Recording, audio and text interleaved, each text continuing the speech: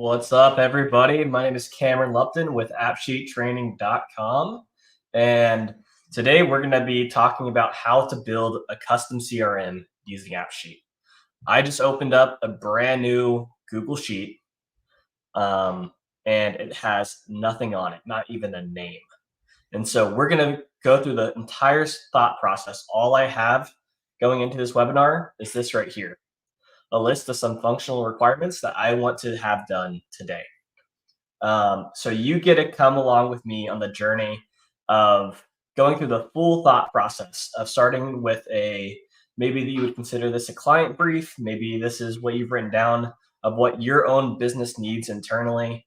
And these right here can change. The table names can change. The ideas, the concept, the business logic can all be changed. My goal in this video is to hopefully help you think logically on how to adapt these skills for your own business logic and use case. All right, let's get into it. So I'll go ahead and start sharing my screen, and I'll show you guys that I just have a very empty. I'm on the sign-in page for AppSheet.com, and then I have this right here. Let me hurry up and sign into AppSheet real quick. So I'm gonna go back to the slides real quick while I sign into AppSheet. All right.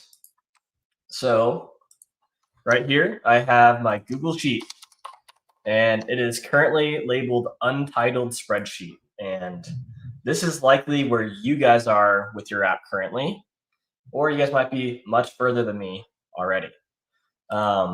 We want to go ahead and name this. And so I'm going to call this Crew CRM. Crew is the name of the company that runs AppSheet Training. It is where I'm a developer, and I'm going to be using Crew as a use case, and I'm going to be implementing a lot of our own business logic and operational logic into here. And so not only do you get to see how to build a CRM, you get a little bit of a glimpse of a generalized overview of how it is to work with Crew as a developer client. And so, all right, we have this right here. And on the functional requirements right here, we have, let's just go ahead and read through it. So my functional requirements are, for today's goals, is to have an employees table. We want to have different roles, and those roles are going to be admin, project manager, developer, and sales. Based off of these different roles, we really want the app to have a dynamic experience based off of which roles you are. Also, we want development teams. Here at Crew, we have 2 development teams. Each development team has 1 project manager and multiple developers. And so what that looks like is we're going to have 1 project manager employee assigned to that team, and then we're going to have many developers applied to that team as well. All right, next we have clients, and the clients will, not only will you be able to have a view and a slice of clients that are specifically active. And what this means is that this client has at least 1 project assigned to that client that belongs to that client, where the project is active. And so active for a developer or project manager means something slightly different than an active project for a salesperson. And so going down to the project, we see that we have statuses for projects, and those statuses also contain sales and contract sent. And so these are statuses for the sales team. I'm not a salesman at Crew, and so I might not totally understand the full scope, and I would definitely want to bring in a thought leader and decision maker in the sales team to come alongside with me on this development to really refine this to their needs. But I have the statuses of sales and contract sent. After that contract is sent, we officially have a start date booked. And so that's like the not started, but it is booked, ready to go. And then we want to make sure a project has not only the development team that's assigned to, but each project from that team should have the project manager, a project champion, and an understudy. That is the exact same hierarchy we have within Crew for every single project. So every single project has the project manager from the team that it's belonging to, but it also has a project champion. These are the people who are going to be on every single call, who are going to be CC'd into every single email sent to the client. And they're going to be the go-to person that each task gets assigned to. And then we have the other role, an understudy. This is also a developer. And so a lot of times an understudy is there to, on a normal basis, the understudy is there so that they can, so that they're able to take over the project. If the project manager, if the project champion is sick or out of office or for any reason, but also they're there to complete QA tasks to make sure that each task is completed to our QA standards. And they're on some of the more milestone calls and they get updated on just about everything going on in the project. All right. And then as you can see, I'll run through the statuses real quick. We have sales, contract sent, start booked, in progress, completed, support, and closed. So some of our clients, after we're done building them an application, it's not done there. Sometimes they want to continue to have a relationship of us providing support for them as well. And so sometimes after a project gets completed, it doesn't go closed necessarily, but sometimes it's support. All right. I'm about to get started on the spreadsheet and working on it, but I want to ask a real quick question. Where's everybody from? Typing it out right now. Where's everyone from? I would love to hear where around the world we are from. Just cool to see the global reach that AppSheet has. And I know that AppSheet has a huge presence all over the United States, all over North America, but also things like India and Vietnam and Indonesia and Mexico. I'm just going to go ahead and throw some of these up. We have Jake Nod right here, an incredible AppSheet developer and friend of Crew Technologies. Jose right here is from Mexico. Awesome. We have Akul from India. Incredible to see. Also hit us with a smiley face. Let's go. We got USA. That's where I'm from. I'm from Fort Worth, Texas. So I can go ahead and say howdy to you guys. I'm from Fort Worth, Texas. Yeah. Crew Technology is also from Texas, but it's College Station, home of the Texas A&M Aggies. We got Leonardo. He's from Brazil. We have Patrick from Paraguay and Kelly from Amsterdam. So as you can see, we have a global audience right now. And that's just a testament of how powerful AppSheet is that it's able to fulfill the needs through customization of use cases around the whole world. We also got Argentina. So fun to see. All right, let's go ahead and get started with the CRM. And so here at Crew, let's get started with this real quick. For sheet one, I'm gonna go ahead and start with the first fundamental requirement, and that's employees. And so let's go ahead and zoom in this for you guys. I have a Apple Studio monitor, and so it's like 5K and it's ridiculous and hard to see when I don't zoom in. But let's go ahead and create an ID. We also want to set this table to employee. One standard I like to do is I like to do all lowercase. It's called snake case, lowercase with underscores instead of spaces. And then I like to do the singular version of the attributes. for the table name instead of the pluralized version of the attribute of the entity, let's call it. And so for the key, I always create the first column labeled ID. Makes it super easy to always remember without thinking. You just can fluently type in employee, all lowercase, singular, and then do brackets and do ID lowercase, and you don't have to think. You can just do it at the speed of thought, fluently thinking. You can jump around with all these different standards. It's cool. Sometimes if you're integrating with SQL or more traditional programming for extreme automations, then you might want to be thinking a little bit more about schema, naming, and stuff like that. But within AppSheet, you're likely fine. And so the most important thing is just stick with your own naming conventions. All right. So I have ID. This will be the unique ID for each record. And then for each employee, we want the first name. And I'm already breaking my own standards. First name. All right. And last name.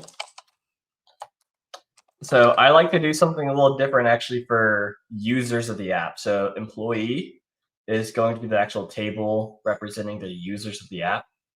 And within AppSheet, there's a function called the user email that allows you to retrieve the user's email of the person who's currently operating the app. And so it makes it super easy to determine which of these records is the user on the phone at that moment. And so instead of ID, to make it really easy to query what record is the user using the app, I'm actually going to make the ID for user table to be email. It's impossible for two people to have the same email that are separate. So you can have multiple people log into the same email. That's one thing. But ideally, you have one email per user. And so I'll go ahead and type in Camron I would type in Crew Technologies, but our AppSheet account is actually running off of our old name, Grease.Solutions. This is our name from 7 years ago. Throw back if you know that name, Grease.Solutions. And my name is Camron Lupton. All right. And then we want to record some other attributes. So things we want to record is role. And so a role for me would be developer. And then let's go ahead and add my project manager. His name is Joshua at Grease.Solutions. However, I really don't want to bother him sending him a lot of emails while we're working on automations. And so I'm going to go ahead and say, I'm going to go ahead and change the email. That way it's not actually sending anything to him. So I'm going to say Greased Up Solutions, even grosser, Greased Up Solutions. And let's go ahead and call him Joshua.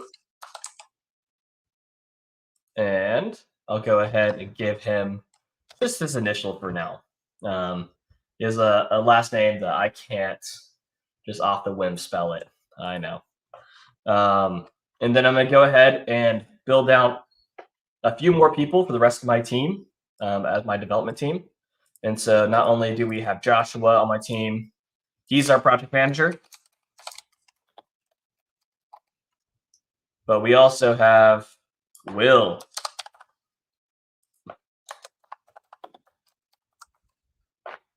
Will Giles. And then we have Wes.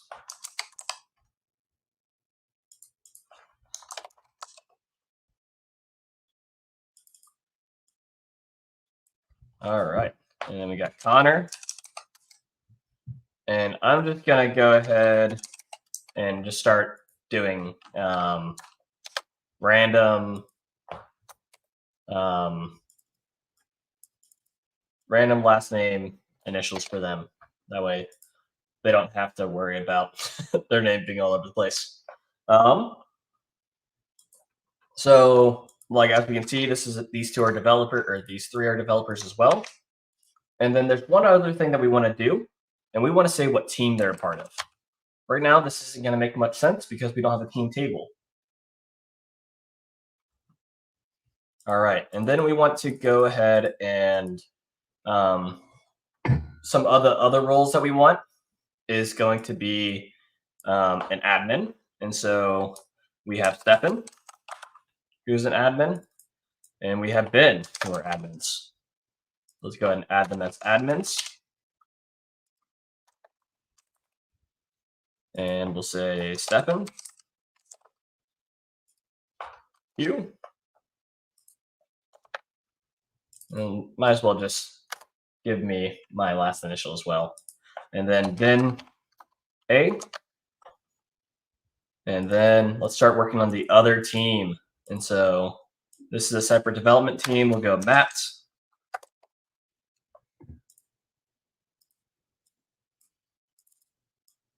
Got Matt, Landon. Got Matt, Landon, Alyssa, and Justin. You guys love Justin. Justin is my inspiration for this video because he rocked it on his full app build for his inspection app and his task tracking app. All right, so we got another project manager. Let's spell that right. And Matt is the project manager. Then we got more developers. Oh, we left one more. Sorry, Clark James, also a star of AppSheetTraining.com. Let's go ahead and get Clark James in there. All right. So we got project manager, got another developer, and let's say Matt, P, Landon, Q, Alyssa, S, Justin, L, and Clark, J. All right, so we got just about the whole table created for employees, and that might have took a little bit longer, and it was probably just stuff that you guys could do with your own data. But let's go ahead and go into AppSheet. So I have the homepage that you can go to, and then you can go to My Apps, and then I want to hit Create, and I'm going to create an app, and I want to start with existing data. So I'll call this Crew CRM Live Stream. And if you guys have any questions, just feel free to shout them out.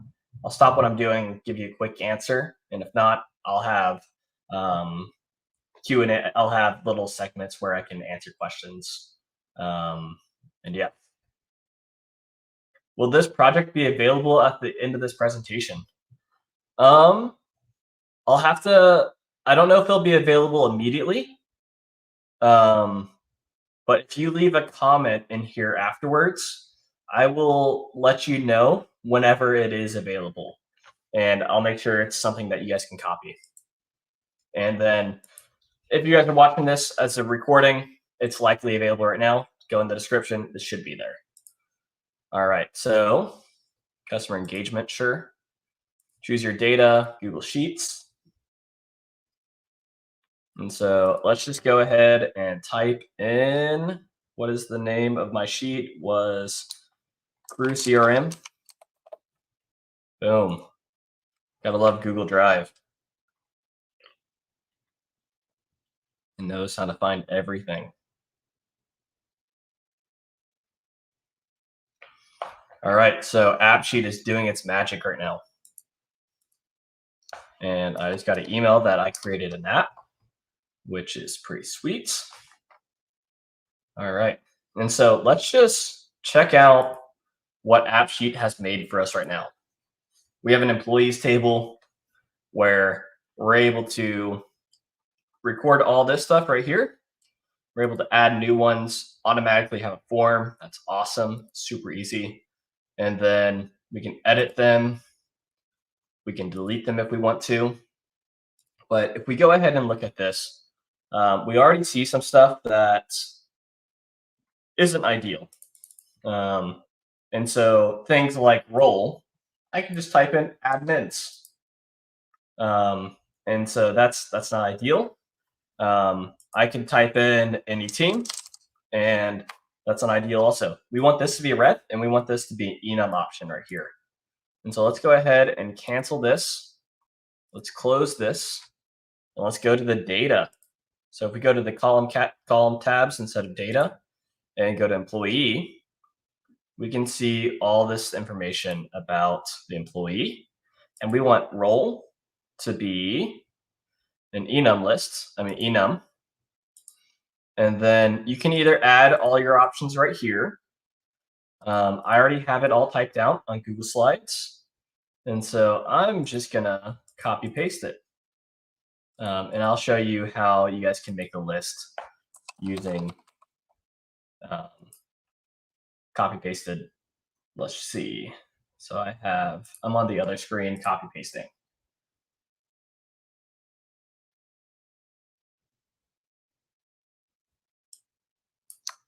All right.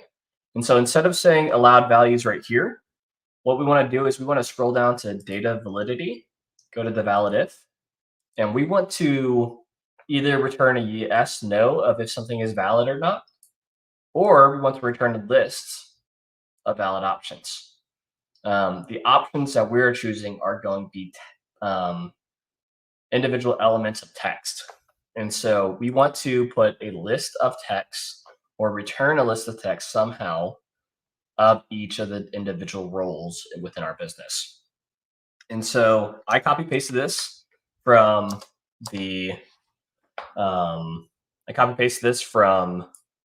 my slides from the functional requirements. Maybe you're copy pasting it from your client brief or from your boss's requests email.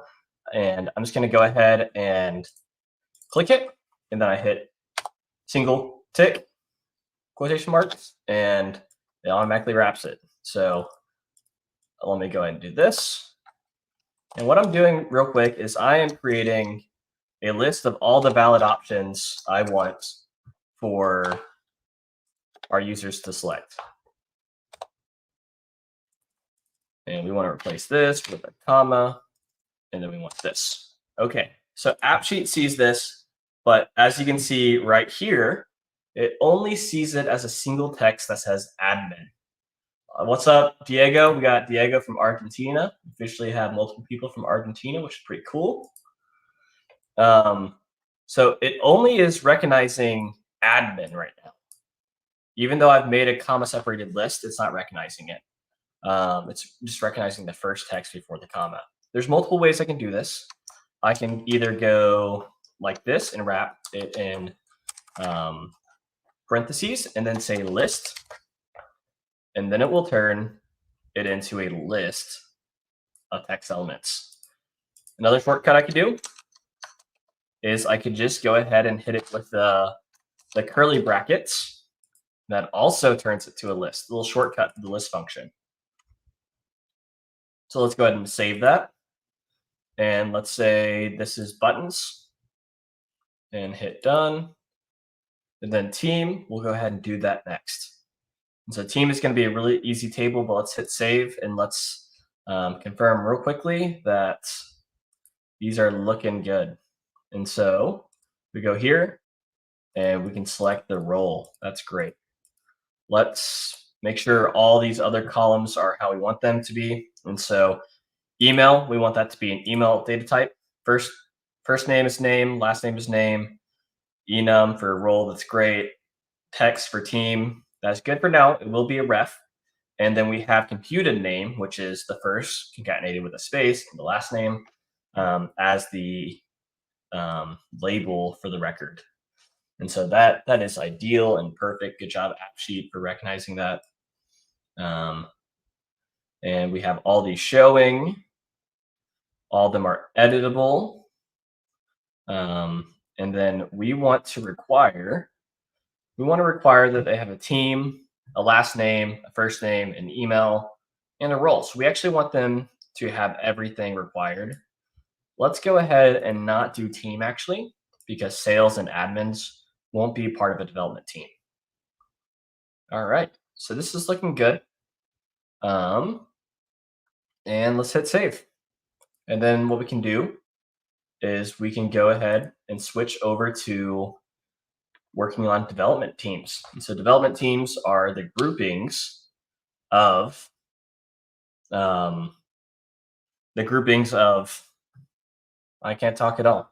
The groupings of developers and project managers into individual teams. These are the ones who run and are assigned the projects.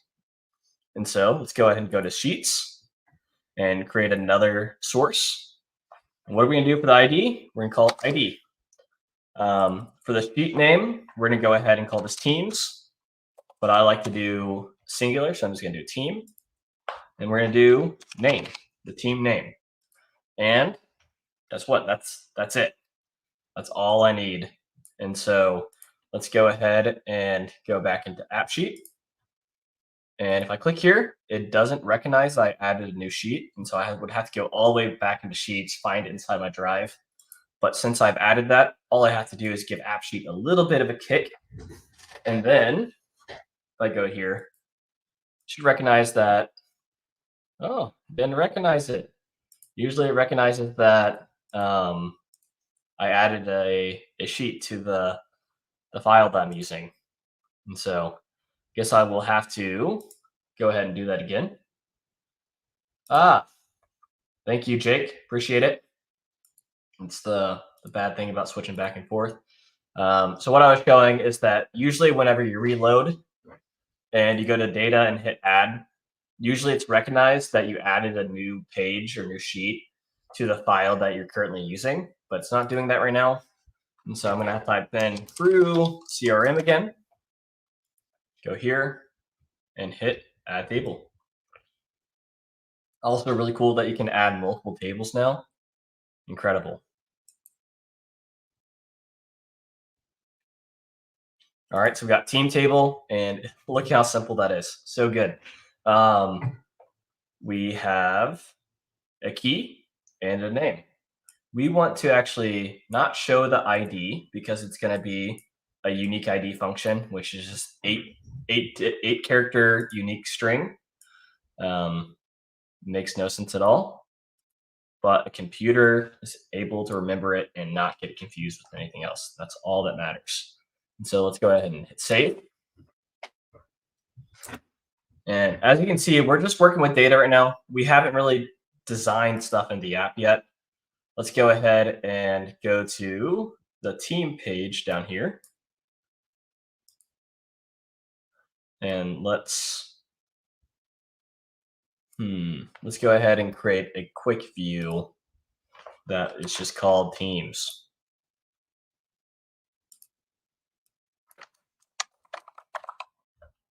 All right, and this will be a table view. And then we want the data type to be team. And then let's hit save. And then if we go to the teams table, let's go ahead and add the two teams that that we have within Crew. So let's go ahead and do async. If you know anything about Crew technologies, we make a whole lot of dumb puns using the letter Q because of the Q inside of Crew. And so our first team is async. And our second team is, man, I don't even remember. They're just not as good of a team. I can't remember what their team is. Let's just say Q team until I remember it. All right. So now we want to actually assign our employees to which of these two teams they're on. Well, if we go here, then go here to edit me, and then actually edit it, I don't have the teams that are selected. And when I type in async, then it's not going to make the connection to it because it's not the ID. And so let's go ahead and go back to the employees, the data for employees, and we can now set team, the team right here, as a reference to the team table. And so now what that allows us to do is we now have a drop down of teams that that user is assigned to. And so we go to this right here, and we can go to Alyssa, select Q team, and let's select Camron for async. Now, as you can see, I am selecting the label, the name of the team, but let's see what it's actually storing within the Google Sheets.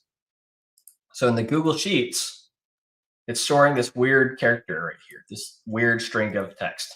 So if I copy this and then do Control F over here and find it, we can see that it's actually the primary key of the async record. And so that is how the actual app is able to recognize what team I belong to. To make this really fast, I'm going to go ahead and copy this to all the people on my team. And I'm going to copy this one to all the people on the team, other team. And so as we can see, we have for async, we have all these users. We can see that these users right here are admins, and that these users right here belong to the other team. As we mentioned, we have one more user role, and that is sales. And so that is going to be our guy, Austin Skidmore. And so let's go ahead and add an email for Austin. And do Austin and S, and he is not on the team. And so we're going to go ahead and continue. So as you can see inside this app, we can go ahead and resync. And if we click into this, we should be able to see that each person has a team. I'm going to go ahead and clean up this view just a tad. So I click on this little hyperlink that is a shortcut to that views editor. And we want to actually change this into a table. And we want to start off with a computed name. We want to group the individual records by their team. And then we want to also, so it's ascending, so it's alphabetical for full name. And then what columns do we actually want to show on it? So if we went to it right now, I'm going to go ahead and nice. We got someone from Chandler, Arizona. Pop up. Thanks for joining. Glad to have you here. All right, so now if we look at this, we have a list of all of our users.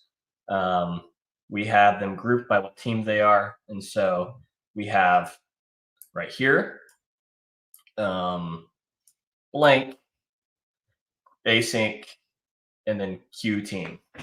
And so the use of team is for these to be specifically development teams. I could make a team that says like operations or do a sales team that Austin could be assigned to. And then I could have Ben and Stefan maybe as operations or C-level or something like that. But instead of just keeping it blank, I'm going to do a virtual column to group them. And so let's go ahead and create that just to clean it up just a tad. Might be a little premature to be focusing on this nitty-gritty yet, but this might be a fun expression for you guys to see. So an employee, we want to add a virtual column. This is going to be super easy to compute. It's going to have no problem running this on 6 records or 1,000 records. And so we're going to say, let's call this table group by. And so we just want to make something that we're grouping the tables by. And so the app formula for this is going to be if So if this is true, we want to do this, else we want to do this. So if the team, and then we want to wrap the team inside of is blank, is not blank. So if the team is not blank, what we want to do is we want to use the teams, and we want to dereference the name of the team. So we want to use the team's name. If they aren't on the team, let's call them operations. Oops. I assume that's how you spell operations. I might be crazy right now. So essentially, if they have a team and the team column is not blank, it's gonna populate this virtual column with that user's team's name. Otherwise, it's gonna place them within a group called operations. And so let's go ahead and hit save. Actually, let's do this. Sorry, this is harder. So let's do ifs. So if they don't have a team, if they do have a team, do this. If their role is equal to sales, do this. And I spelled sales so wrong. And I have to wrap it in quotation marks. Slow down, Camron. And then if their role equals admin, so let's do sales. And then let's do admins, or let's do operations. Okay, so let me explain this expression to you guys real quick. So the ifs expression works like this. So we see condition 1, value 1, condition 2, value 2. And then we see ... What this is saying is that if this one is true, it returns the value to this. If that is not true, it moves on to the next condition. And if this one is true, it returns this. But if both of those were false, it moves on to the next one. And you can do this infinite amount of times. And so if they don't have a team, we're checking if they're sales. If they're sales, we're going to label them sales. If they're an admin, we're going to label them operations. And then we're going to do one more just to catch all. If they are not on a team, they're not sales, they're not admin, we're just going to say no team. And hopefully that works as a sign of, hey, you need to put this person on a team or make him admin or sales. So let's hit save. Let's hit done. And then now we need to go back to that table for employees, and we need to set the group by to be that new column that we just made. So table group by, and then that should look good. So we have async operations, Q team, and then sales. And so I think that looks good. Let's hit save. One thing I want to do real quick.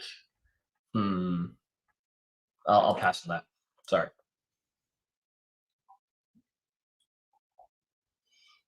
All right, so we're 40 minutes in, and we have the hierarchy of a team. Let's go ahead and start off with the next step, which is a client. All right, so a client we should be able to see a client's active projects. We should be able to manage a client's contacts and manage client notes. And so client contacts and client notes are going to be on separate tables from a client table. And so I'll show you how that works.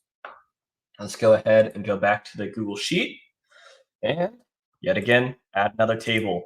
So we're going to be building an app that has maybe 6 or 7 tables. And so let's get this going. Right here, we have client. And For a client, we want an ID. We want a name. Maybe we want to record things like industry.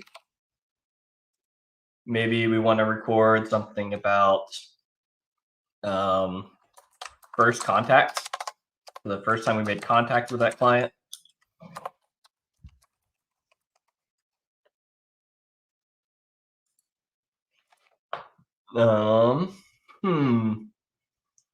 Maybe the sales team or something wants to be able to favorite them. And so maybe let's do a favorited by. That would be a fun feature to do. That way it would be at the top of their list. Okay. And then let's say what team they're assigned to. The team assigned. All right, so we have the name, team, industry, first contact, favorited by, and team assigned. Sounds good to me. We might be able to add more to it. Let's go ahead instead of adding data here. Let's fix up the form and add data inside the form. And so we're going to go back in here, give this a little refresh.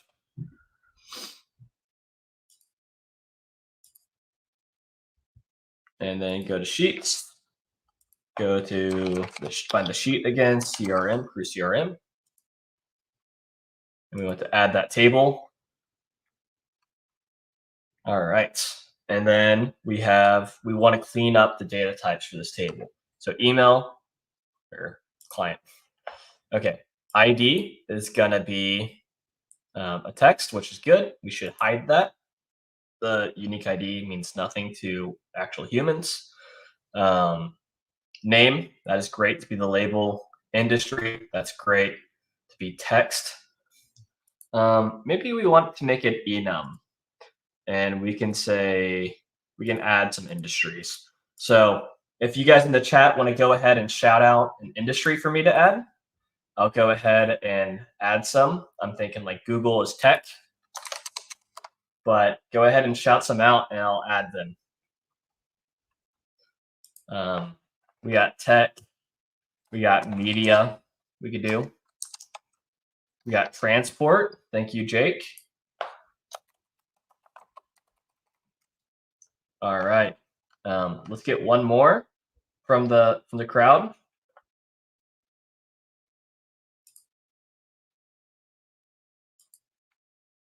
And then we got finance. Finance.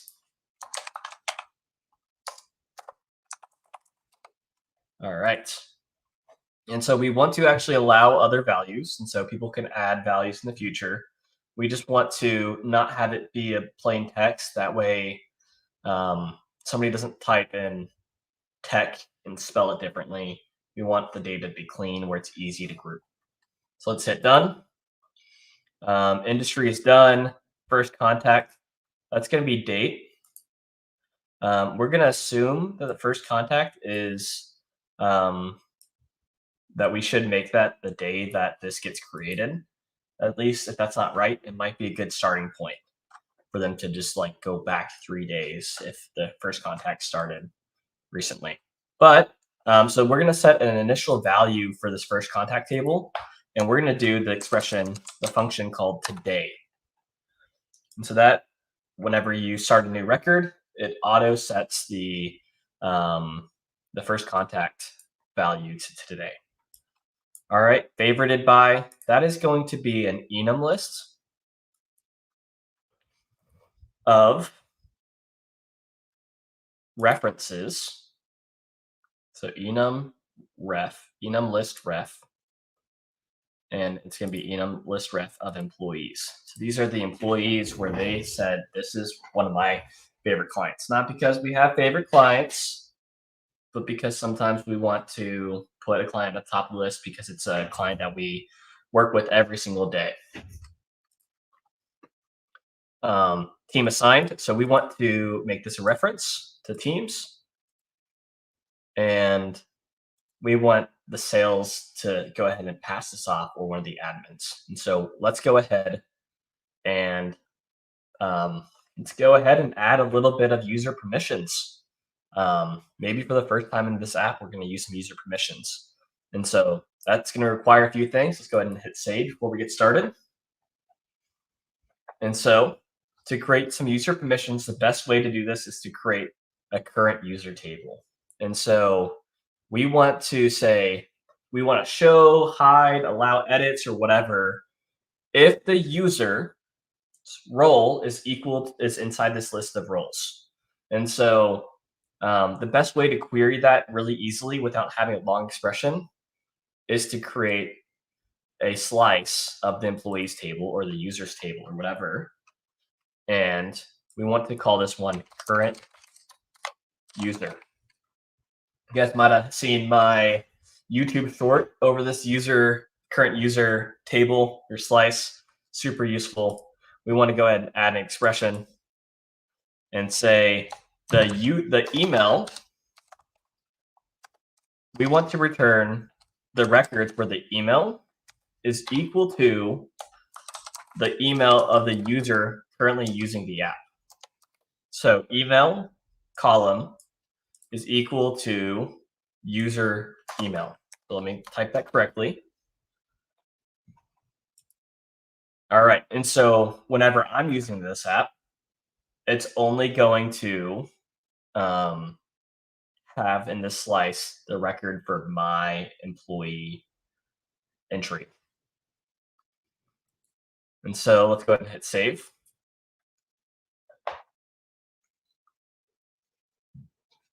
And then let's go ahead and let's think with business logic, who should be able to go into the clients table.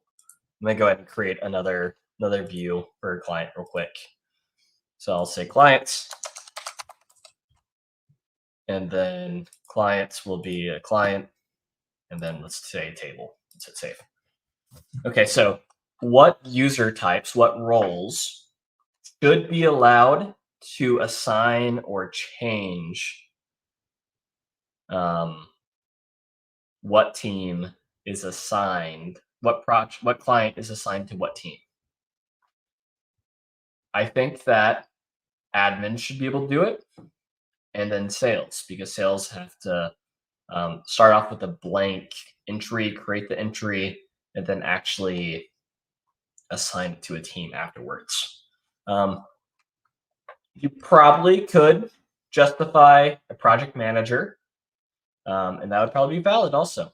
But we're just going to do admins and sales. And so let's go ahead and add a client, and we'll call this Google. Industry is going to be tech. First contact, let's say we made first contact with this client back in April 9th, 2024. Favorited by, it's not favored by anybody right now. Team assigned is going to be async. Let's hit save. We actually want to go ahead and hide this because this is just strictly a utility column. It's not for anybody to really see. So we're going to go into this column, edit column, and no longer show it. And so the way I did that is you can toggle on this edit toggle. It allows you to hover over a column on the editor, on the emulator, and edit it straight from there. Super nice. Let's save that record. Let's save the app as a whole. And then let's go to clients. We have Google. Let's go ahead and type in Amazon. Industries also, let's say tech, questionable. Contact was today. Team assigned is going to be Q team.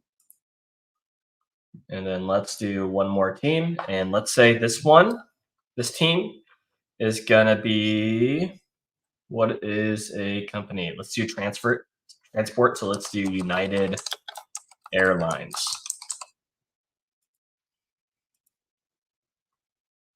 Okay, so this doesn't have a team assigned to it yet. Okay, so what we want to do is we want team assigned to only be editable by those two user types. So let's get back to that. So we want to go to team assigned and say that this should only be editable with this Flask. If you don't see this Flask, what you can do is you can click this, and then you can scroll down to here, update behavior, and then you'll see something like this. Instead of doing a Boolean yes, no, this is editable, you can click the Flask and do an expression instead. So we created the slice called current user. If you guys remember, this current user is a segment of the employee table where the only record in it is a record for that user where their email is the same email as the record, if that makes sense. So Camron at Grease.Solutions should only see the record where the email for that record is Camron at Grease.Solutions. And so this slice right here only has one record in it, and it's mine. So I want to see if my role, so right here, what this does is it returns a list of all the roles of all the records in this slice, which is only one record. However, AppSheet still is looking at this as a list. And so what we want to do is we want to wrap this in an any. So you can use an any, you can use a min, you can use a max, you can do an index, you can do whatever you want because it only has one record in it. You're not going to mess this up.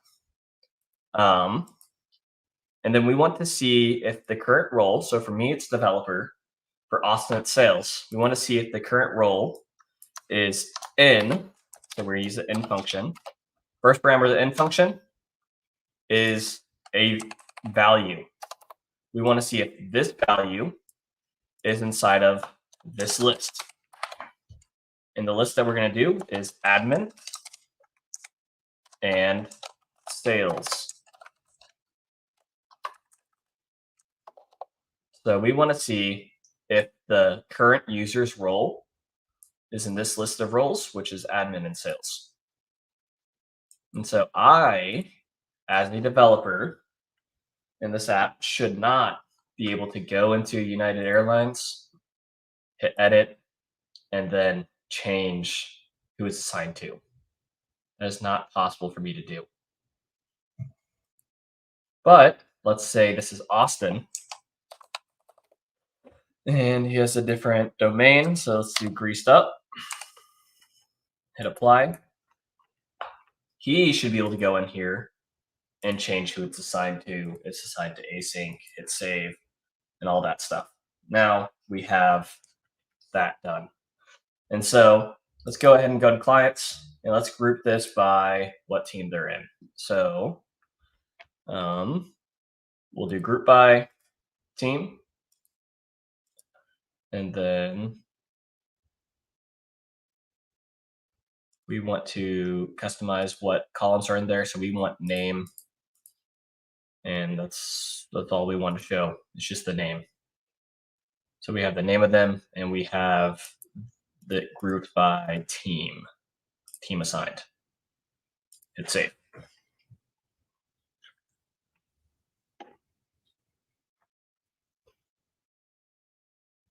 So I did not group this right.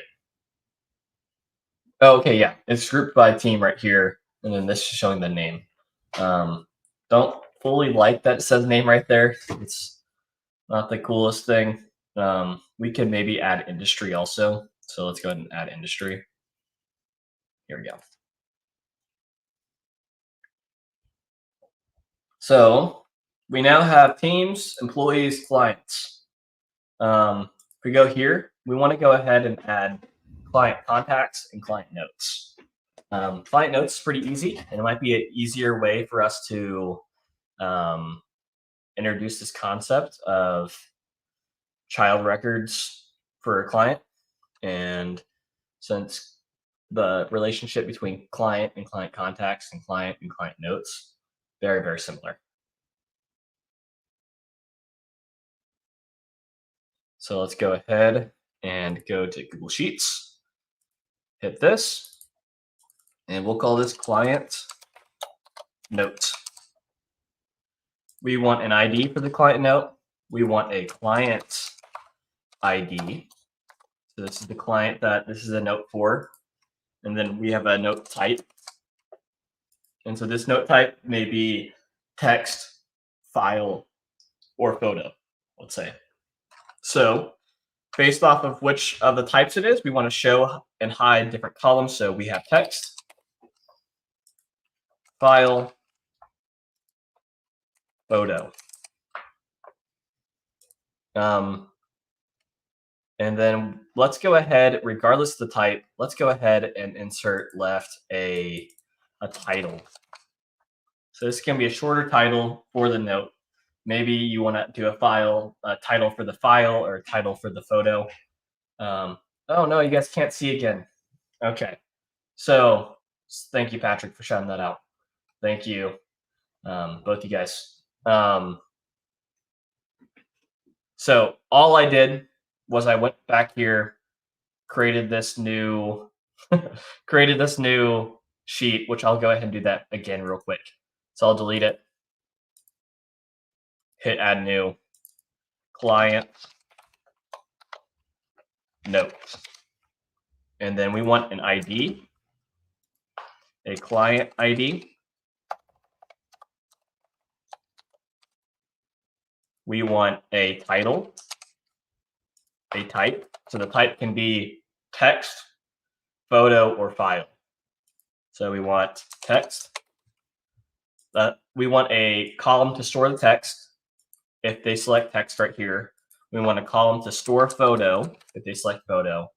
And then we also want them to have a column to store a file if they select file. So let's go ahead and jump back into the app. Go here, hit new. We want to go to Google Sheets. Oh, oops, I forgot one thing I want to do.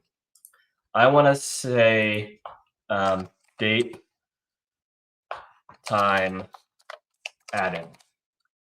The idea with date, time, added is I want it to show, I want them to be ordered by how recently they've been added.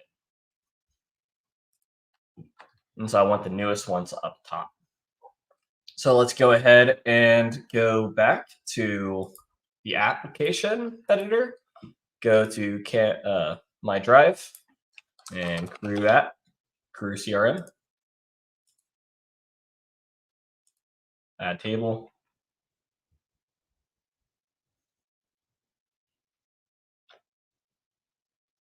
All right. We're almost a whole hour in. Good job, guys. So we have client notes, and we just want to set the data types for all these. And so we have ID, which is great. We want that to be the key. But we want title to be the actual label.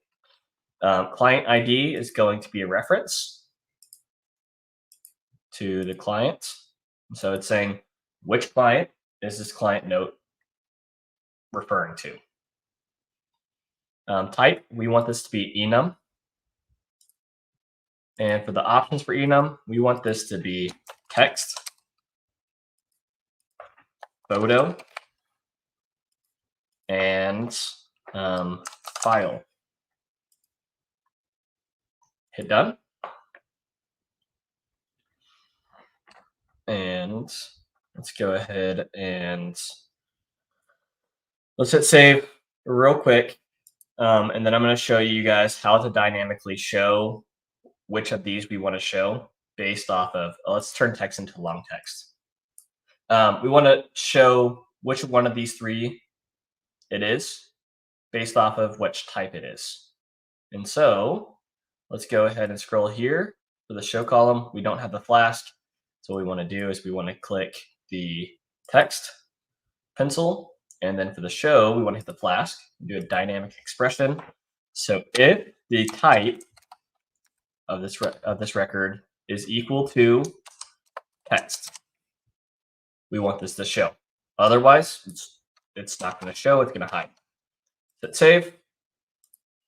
And then for photo, we want to say if the type of this one is photo, we want the photo column to show, the image one. And if it's a file, so if it is a file,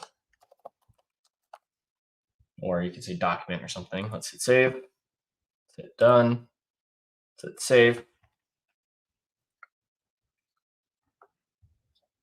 And so one cool thing we can do with references is like right here, we have the editor right here and we can hit add new, and then it automatically fills it in with that client that we were on that we added new from.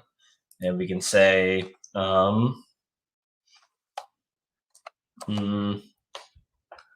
let's say United, let's go to United. And maybe this wouldn't be a note that you'd be taking long-term or something like that, but you can say United down and say, see, as you select one of these, it changes which one of these columns it's showing right there. And so we can, oops, I want to add initial value for date time added, and I want it to not be editable. So initial value is going to be null. Now function returns the date time of the device currently running this operation. And so if our friend Abraham is using a device in Egypt, welcome, thank you. Awesome to have you here from Egypt. But if you are creating a record in Egypt, it's going to use the date time in Egypt.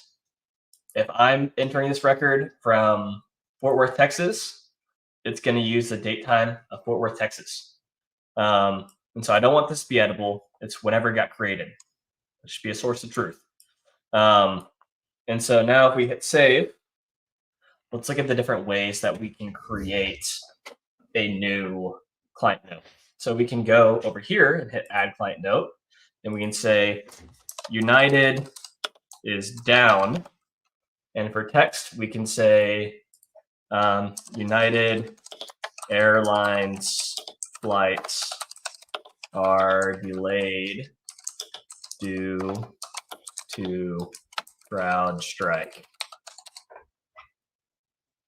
Update. And then we could go ahead and also add another photo of the big old blue Windows error screen. But we want to go ahead and clean this up. And so let's change this to show the text. So we want the summary column to be a text. No, not summary, secondary header to be text. And then we want the summary column to be typed. And then, so if we go to clients, we go to United Airlines, we see United down, United Airlines flights are delayed due to crowd strike. Looks good. And this says text right there. I don't think we need these actions. I think they take up too much space. They don't look that good. Let's hit save. One thing that this is not the best at doing is showing multiple types of data well. Because we want to show an image dynamically. What is better at doing that is actually a card view. And so if you have an inline view inside of a record that looks like this, that's a deck view, you don't have to settle for how this looks. You can click view right here, and then you can go to client note inline, and then you can change that inline view from a deck into any of these you want. I'm going to go ahead and do a card view, and I'm gonna do, let's see which one looks best. I'm gonna do this. So title goes here. Let's put a title there. Let's put text there. And then let's do a photo there. And that photo is only gonna show up if, that photo is only gonna show up if there's a photo in it. So let's go ahead and hit save. I'm going to go ahead and add one that has a photo in it, but I don't want to share my my folders for my device. And so I'm going to go ahead and switch screens. And then I'm going to go ahead and insert a photo. And I have this custom CRM background that I'll add. And then I'll go back to the AppSheet viewer and go back to clients and then go back to United. And I just added this photo right here. And so it would dynamically display the photo if you had it. Let's go ahead and edit and say, let's add a title to it. So what would be a good title for this? United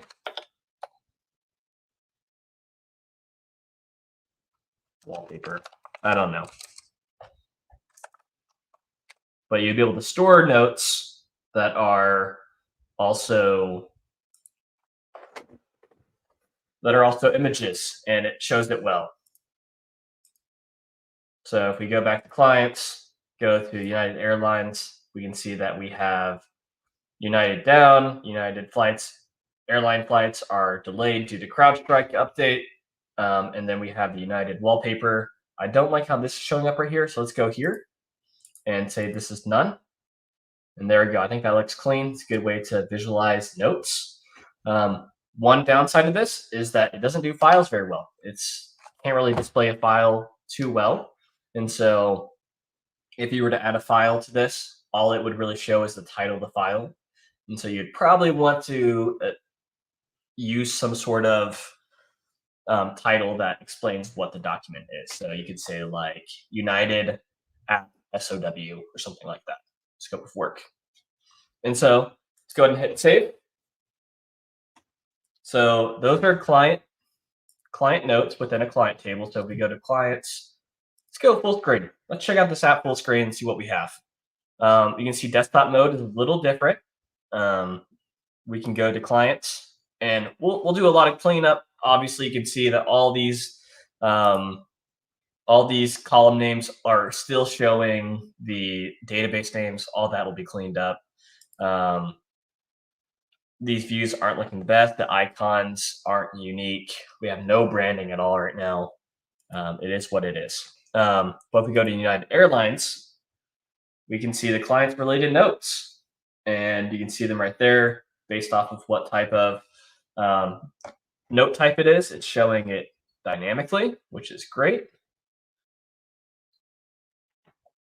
Yeah, I think next we can go ahead and start working on the client contacts. And so let's get to that. So I'm not going to forget switching views again. And we're going to go ahead and hit add new sheet. And we're going to call this client contact. Pretty crazy how quickly you can work with an app sheet, even with me explaining this while I'm going, making mistakes, communicating with the audience. I'm still able to build an app that would take months and months of traditional coding. I can do it so far in only an hour and 8 minutes. So let's keep on going. Just want to shout out AppSheet. So cool. So for the client contact, we have an ID. We have the client that this contact is for. We have their name, first name. We have their last name. We have their email. We have their phone number. And we have their role within their business. And maybe we have another record that says client primary contact. So maybe this is a primary contact and this is a true, false, yes, no. That way we want to reach out to this client and this contact before other contacts within this company. So let's go back to AppSheet. Let's go ahead and add that new table. Oh, not AppSheet databases. So let's do crew CRM. Didn't even have to type it in right. that Google Drive blurry search is great.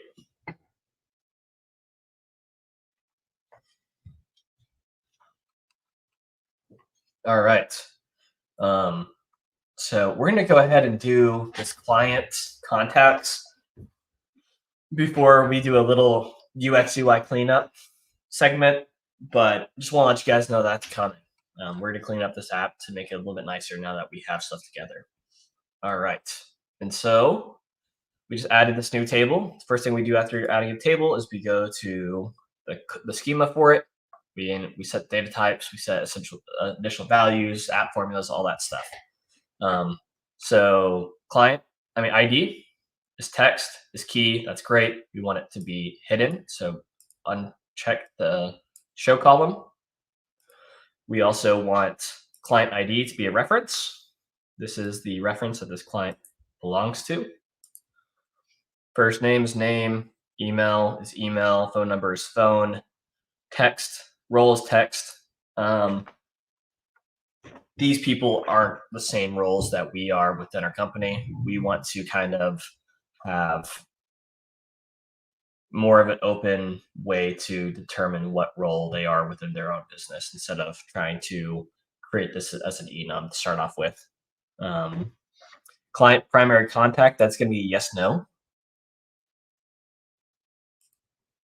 All right. And so let's go ahead and hit save.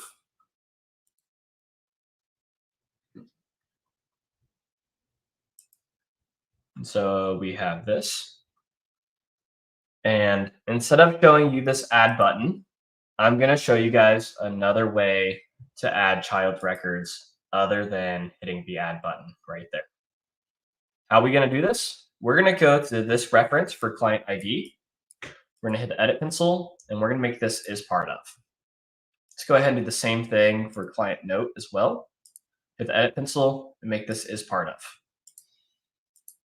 No visual changes in the app so far, but we'll be able to see that whenever we click the form for it, we're now able to hit new note within the form or new contact. And so what this is useful for is if I'm adding a new client right now, and inside of media, we have a new client called YouTube, which might be Google, might just have that as client Google, I'm not sure. Team assigned, async, and then you could go ahead and add new notes. And so we would want this to say something else than other than client note entries that reference this entry in client ID column. That's very technical messaging for an app user. It feels like messaging that you would use to a developer. And so I don't know why this is the default description for this column. But let's go ahead and hit new contact. And so at YouTube, let's say this contact is Ronald Smith, made up person. Sorry if you are Ronald Smith working at YouTube. So we'll do Ronald at youtube.com. I'm sure that they would actually be Google, Ronald at google.com. Their phone number is going to be 12345678990. Their role is going to be content creator outreach manager. Are they the primary contact for this client? Yes, they are. Okay. So we definitely would want to change what is showing up right here. I'd probably want to say Ronald Smith and then have like their role probably rather than their client ID, because ultimately that should be hidden once we hit save. Client contact, yeah, it's hidden. So once we hit save, that won't be there anyways. But let's hit save. And now let's save the app just to give it a break from remembering all this stuff without saving it. Inside of YouTube, not only did it create the YouTube client, but it also created a related contact. And so let's go ahead and edit this related contact view. And let's say we want this to be a card view. We want this to be a list. We want their name to be first. We want their concatenated computed name. And then we want their role. And then we want action 1 to be call them, or really email them. So we want to be able to compose email. We want to be able to call them, or we want to be able to SMS them. And so if we hit save and go back to the desktop screen of this app, go to clients, go to YouTube. Now we see Ronald Smith. We can add new contacts if we wanted to, but we can also click this triple drop down snowball stack menu, and then we get to see the different action buttons that we want to do. So we can either email that person, you choose what you want to use the email, and then you can also call them or SMS them, especially useful if you're happening to do this from your phone. All right, so the last thing I want to do is I want to go ahead and sort this where I want the contacts, primary contacts at the top. So I'm going to add one more, just to make it easier. This one's going to be Josh Swanson. If I can type at all, Swanson. This is going to be Josh at youtube.com. Phone number is going to be the backwards version of his. And then this one, what I say, content creator outreach assistant. I think that's how you spell it. And this one's not a primary contact. So save. And then we want to go back over here. Let's make sure that's synced. We go back over here to clients. We go to YouTube. I have him right there. We want to go to view, and we want to actually make sure this view is sorted by client primary contact. So we want the primary contacts to be at the top, and that is actually the opposite right now because false alphabetically comes before true alphabetically. So we want descending. And then we're gonna do one more thing. We're gonna add a format rule to the name of the contact who are primary contacts. So let's go ahead and do this and say primary contact. And then this is going to be for client contacts. We'll say client primary contact. Since this is a yes or no, we don't have to say client primary contact equals true because this already returns true false. So let's hit save. Let's go ahead and make their highlight color. Let's make their text color blue, or the primary color of the app. Let's make them bold. And let's do an icon of maybe a crown. And make that blue also. And so as you can see right there, there's a little blue crown next to the primary contact, just to make them stand out a little bit more if you're manually doing something. We're going to use this column for future automations to send only to the primary contacts. But yeah, we have that right there, and I think that's looking sweet. Well, actually, the app itself is looking terrible, and as a graphic designer, as the UX UI guy at Crew, this is an abomination. And so I want to go ahead and clean this up, make it look better, and all that good stuff. And so let's go ahead and get into UI. We'll go to branding first. So we can just hover over this, hit here, and it brings us to branding. Okay, don't want to work on an icon right now. Which one is the best project manager one? The CRM one? I don't know. Maybe this one. This one shows connections, maybe. Let's do this.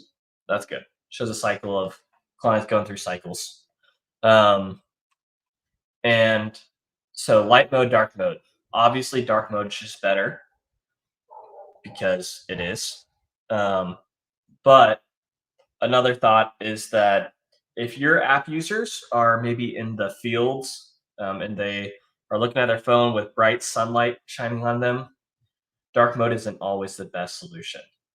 A CRM like this for developers and stuff is likely going to be in a dark dev cave with no windows and center block walls, and dark mode is just fitting. So let's go with dark mode. We're going to go ahead and select the new crew-friendly, crew-branded AppSheet color.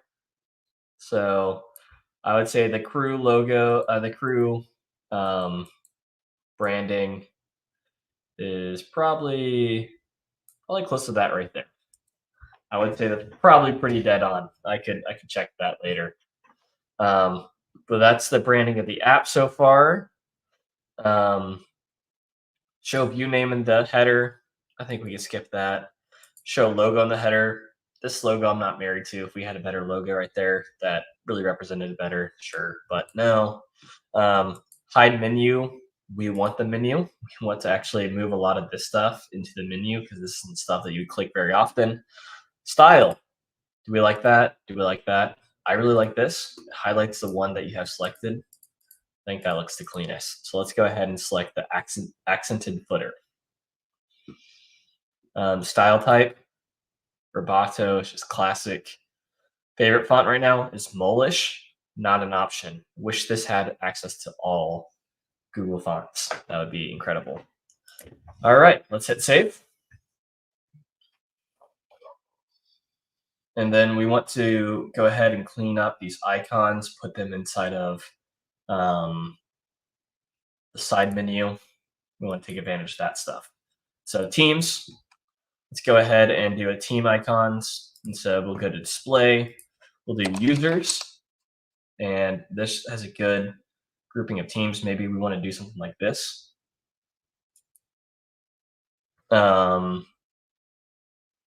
It shows a project manager with some developers behind them. Pretty sweet. All right, Alexander.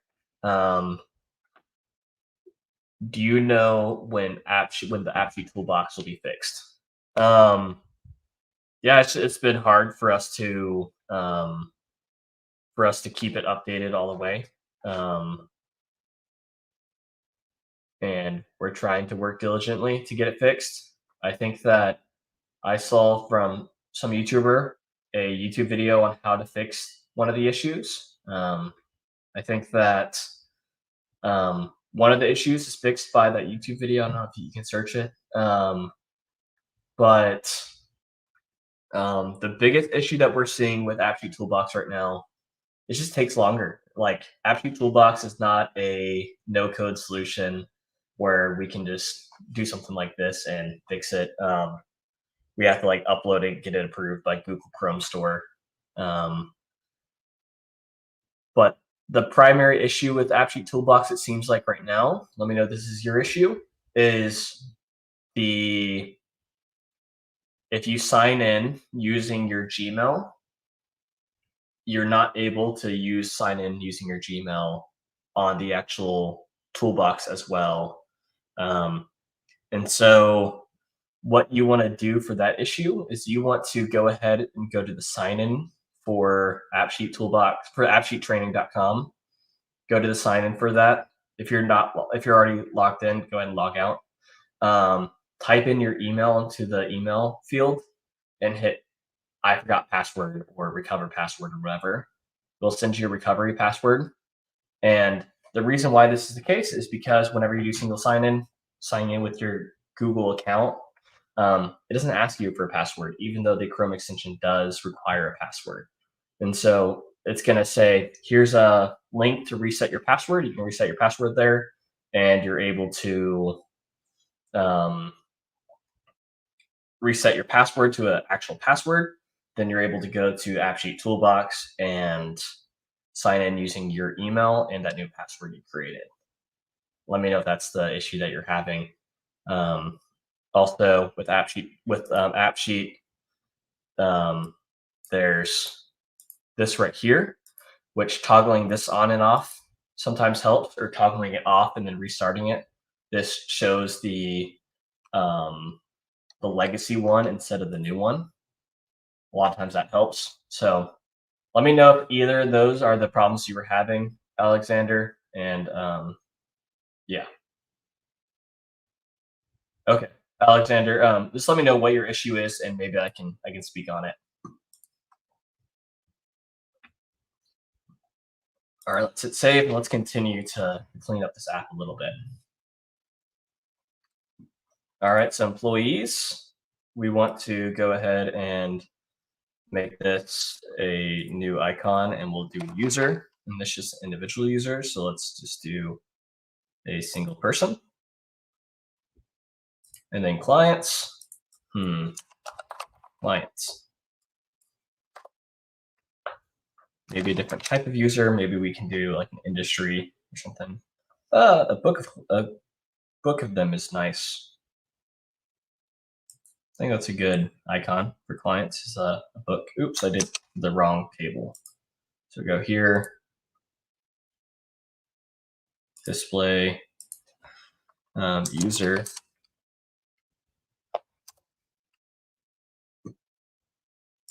Book of clients. Hit save. Actually, none of these actually are the ones that we want to be primary buttons. And so we're actually going to move all these over into the menu.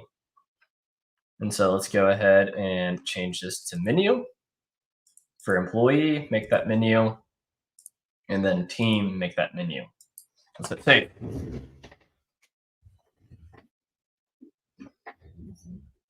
So we actually have no primary actions in any primary views anymore on the thumb bar.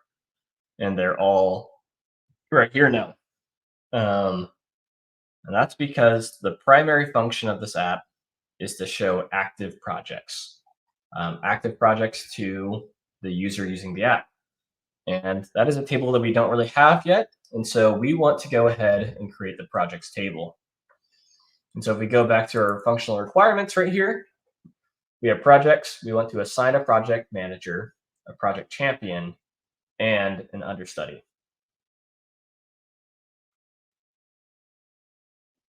Alexander, I have not experienced that issue yet. I would love if you went ahead and just reached out to me at Camron@careertech.com. Maybe you can send screenshots and we can talk after this or tomorrow. I just sent you my email that you can reach out to. All right. So where were we at? We are adding projects. So let's go back here, and we want to go to projects, and we want to go to type in project. We want an ID, a client ID. This is the client that the project belongs to, the project that the client belongs to. And then we have the name of the project, the status of the project, the team, the project manager. I am doing uppercase, project manager. Let's do lowercase team. And then we'll do project champion. And then understudy. All right, let's hit save. Now let's go ahead and bring this in. For sure, Alexander. And then we want to go ahead and add this new table, not AppSheet database, Google Sheets, crew, CRM, and add table. And then we want to go ahead and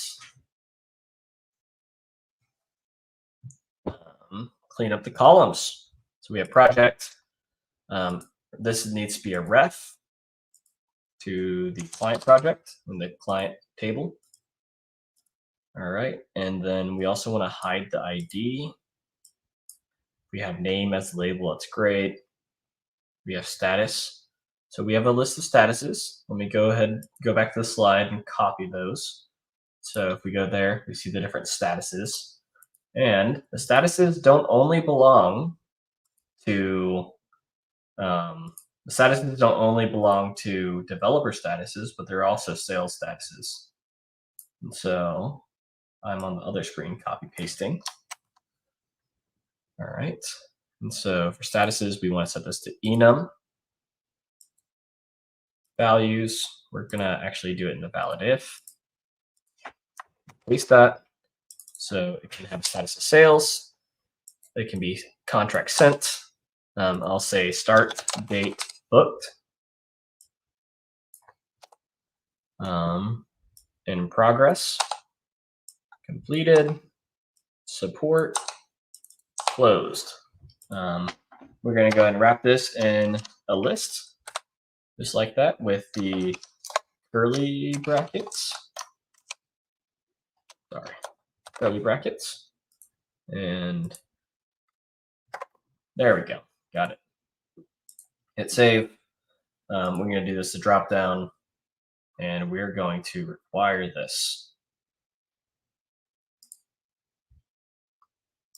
We go here for status right here.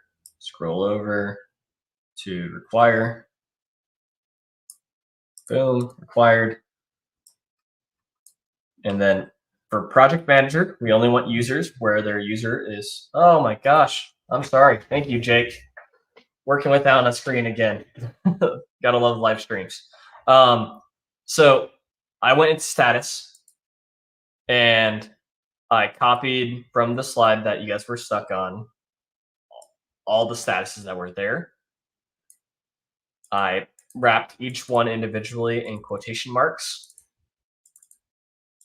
And then I wrapped it in curly brackets so that AppSheet understands it as a list of text. I set this as an enum. They're going to be enum text. And it's a dropdown. I also went into status, screwed it down here, and marked it required.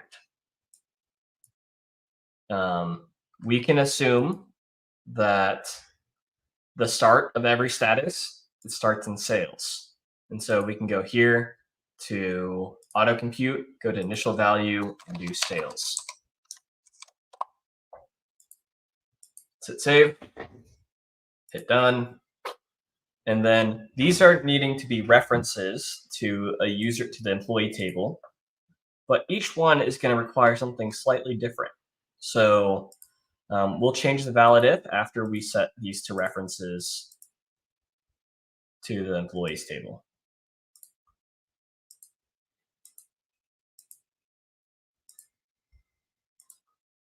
And team is a reference to the team table. Okay, so now we want to do the validation for it. Oh no, I accidentally opened it up in another screen. And so all that work was not saved. As you can see, this red banner. So the hardest part I did was the status validation. So I'll go ahead and copy that before I reload this. Give it a good old reload. A reload of shame, knowing that I opened it up on another screen. And then we're going to really quickly add all that back. And so just looking back at what all I still need to do. So I need to set, you go to project, All this looks right still. This needs to be a ref to the client table. All right. Status needs to be enum of text base types. It's going to be drop downs, and these are the valid ifs list I shared earlier. So hit save. We want to make sure that the status is required. The initial value for it. Oh, this is name. Name should be required anyways, though. The initial value for it should be sales. All project starts with sales. Thank you, Austin. And then team is ref. And then project manager is a ref to the user, to the employee table. Project champion is a ref to the user table, employee. And understudy is an employee as well. So let's go ahead and do ref, employee, done. Let's actually save it this time without having conflict of app version. Okay, and so it's going to do a few things that are a little intelligent. So a client, as we can see, already belongs to a team.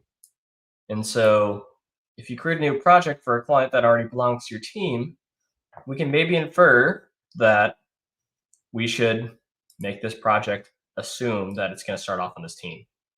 So for the initial value, this does not need to be a formula because it can change, or it should be able to change. But we want the team to be the client's assigned team.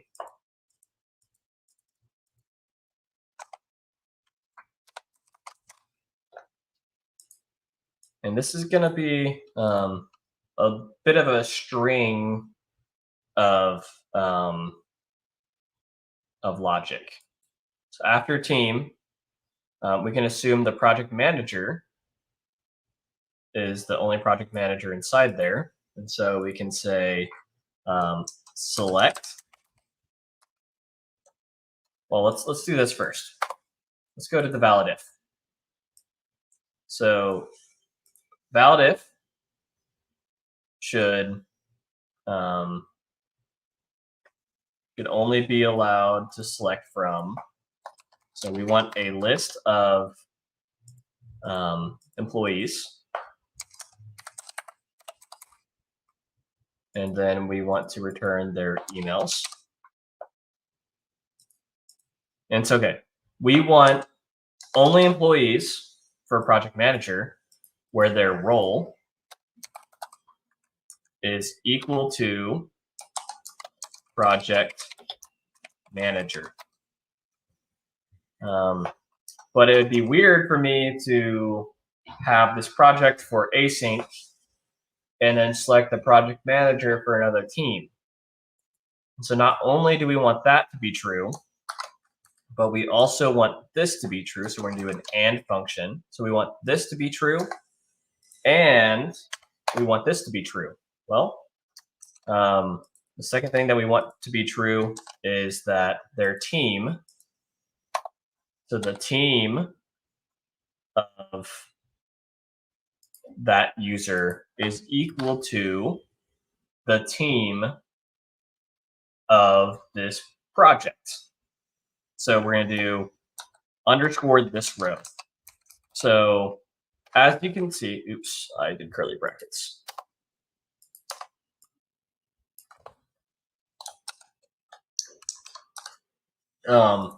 Whenever you use role or team, it's referring to the employee's team. But if I were to do team right here, it would refer to the project's team. And so whenever we use the select expression, it brings us into the context of this table, allowing us to use columns from that table. But for us to get out of the context of the employee back into the context of the project, we need to use underscore this row. And that will allow us to yet again access the columns of the project. And so it's saying we want to select the employees' IDs, the emails, their keys, of the employees where their role is equal to project manager and their team is equal to the team of this project. So let's go ahead and select copy this because we'll reuse it in a second. And then, so that's limiting what options are available in that drop down. But we also want to go ahead and suggest this value. So we want to suggest this value, but this is expecting a reference, a single element from this list. And so we're going to wrap it in any. Ideally, there's only one project manager for that team anyways, but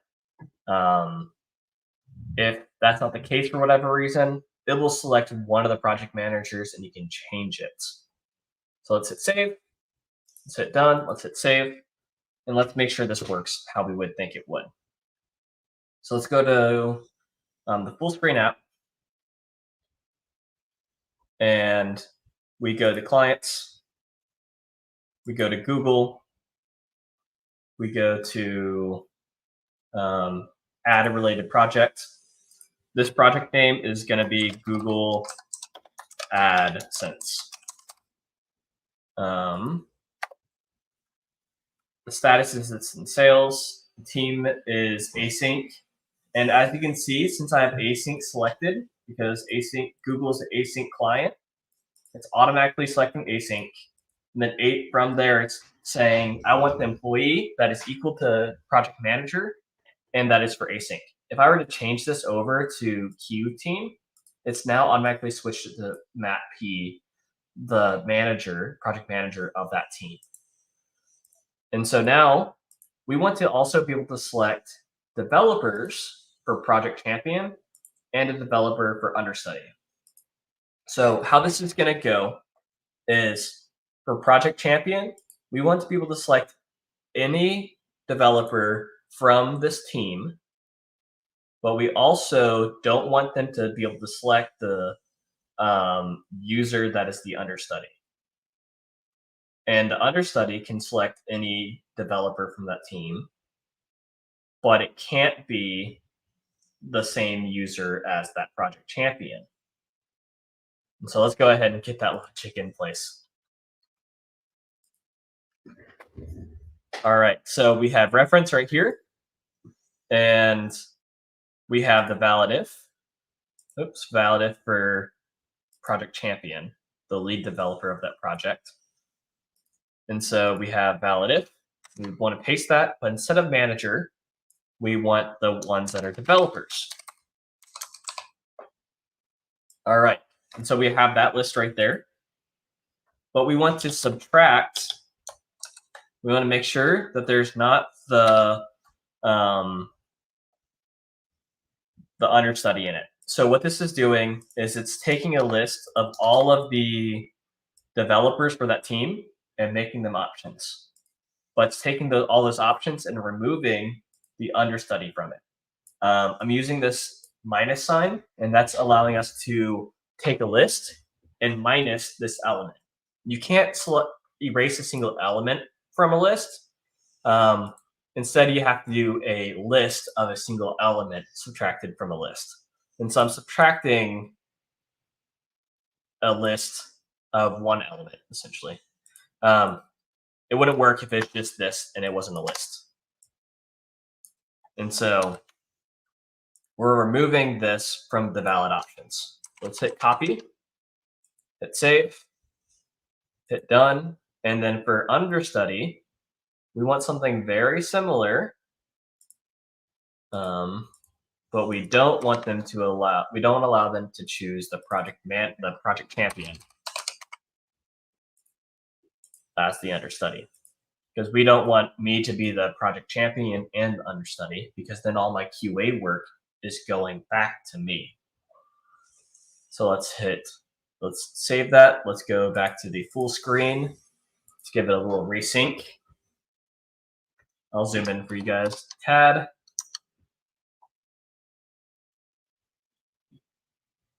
I think I resynced fully, but I'll go ahead and give it another sync. Okay, so we go to clients. We go to Google. Google has a project. Oh, I didn't load it. So let's kick it again. I added the project to Google, did I not? Well, it should show projects right there. Let me just go ahead and get the updated app. So I go clients, Google. This shows projects. So let me open this full screen now. It's not wanting to show me the most recent version. So clients, Google, slide down to projects, and we see the projects for Google, which is Google AdSense. We go here. We have the detail view, but let's go ahead and edit that. And so right now we have the project champions available, and it's not showing anything. That's a fun little issue. We can look into that. So that's not showing up, and understudy's not showing up. Let's debug. And so let's make sure it's not doing that. Maybe it's just uniquely doing it on desktop mode. Project champion, nothing. Okay, so let's make sure that this is a reference to employees. That looks good. And let's see if there's anything wrong with that. Oh, I left this as project manager.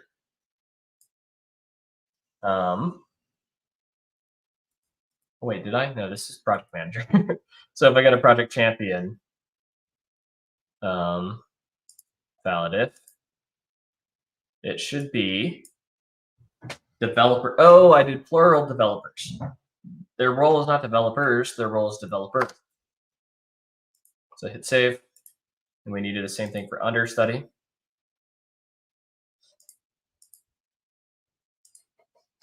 There's multiple developers per team, and so we can't infer we can't just set an initial value for it because we can't infer which developer is going to be selected. And so if we go to here, and we go here, now we can see all the async developers. If I hit Camron L, then Camron L should not be available right here. Interesting.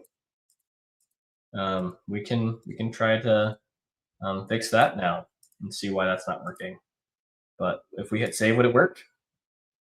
It would work. Interesting. Okay, let's edit and let's make this right. Will O.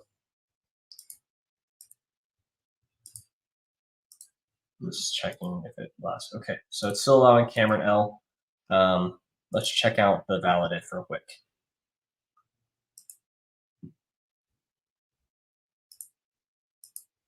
So it's not properly removing this item.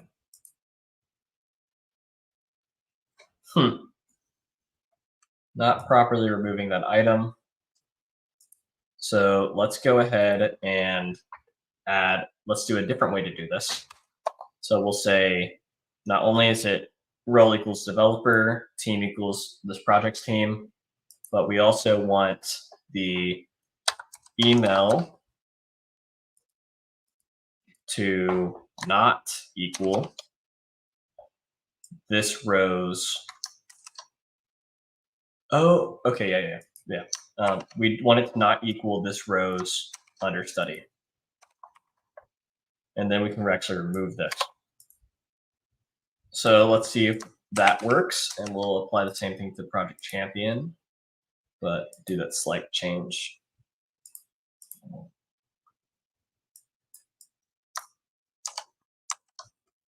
We want it to not be the project champion. Oh, did I have it? Huh. Okay.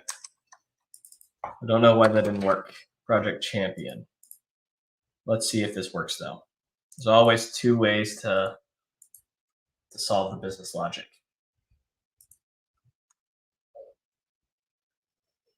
All right, let's go ahead and give it a fresh desktop mode. We go to clients, we go to Google, and then we go to projects. Let's edit. We should not see Camron L. So Camron L is not an option. If we go and select Will O, really would be Will Giles. I can't select Will Giles from here. If I were to clear Camron, I could put Camron here and then add Will Giles to swap places. And that would work just fine. This business logic is working well. And yeah, we actually have 6 more minutes left of this live stream.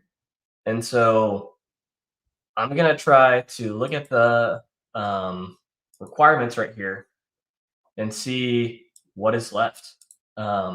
Obviously, next week we have Planet Workspace. We'd love to have you guys there. But the following week, I want to continue this app and build it even further. But before we leave, I want to go ahead and say, I want to create something, a slice and a view where it's my current projects. So it's all the projects that if I'm a project manager, it's all the projects I'm a project manager for that is active, that is in progress, or start booked. And if I am a project, can we connect Salesforce Sandbox to AppSheet to use and update data? Yeah, so I'm referring to this question right here. If you go to AppSheet and you hit new data, I believe they've made Salesforce as a option for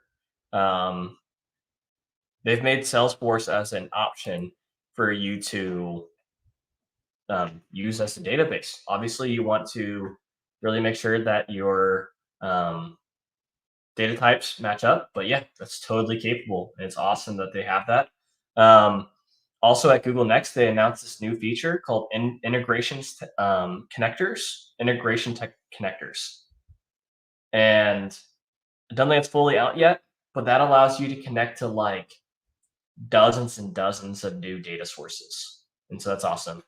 Will you be available for a few minutes to answer a question after this? If you want to ask here, I'm more than grateful to maybe stick around and give a few answers after this 2 hours is up and just stay live.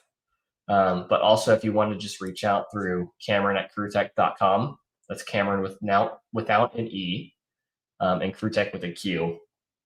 You can message me there, or I can answer you maybe on live.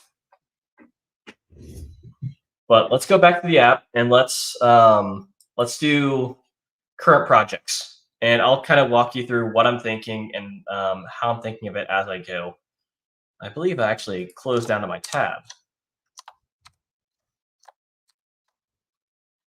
Oh, Salesforce. The Salesforce thing took me out of AppSheet. There we go.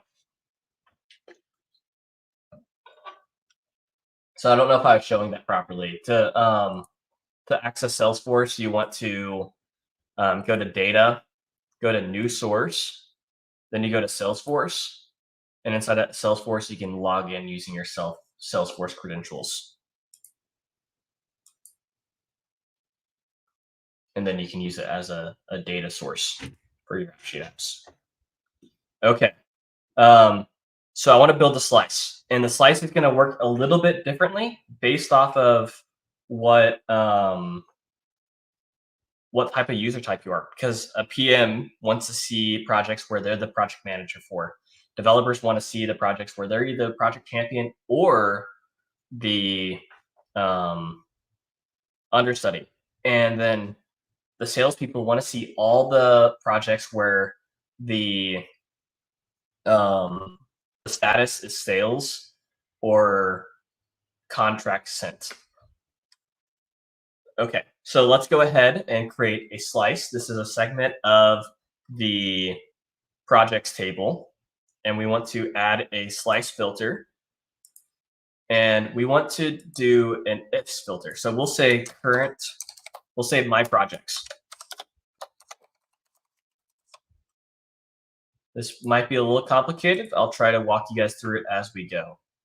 So we have an if statement because we want this to be different based off of what user they are. So if current users, remember we made the slice for this, so don't do this on your thing unless you've already built this slice for current user. And we want any, and we want to wrap that in any function. If this role is equal to, let's do sales first. If the user is sales, we want to return records where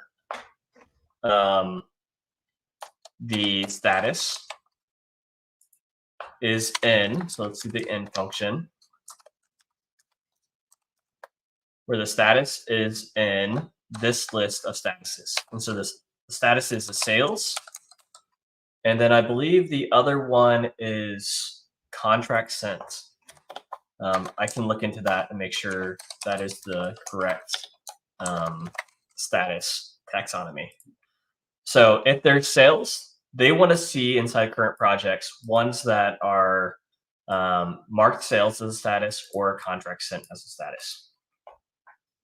All right, now we have our developers. So we want to copy this portion right here, and we want to change sales to developers.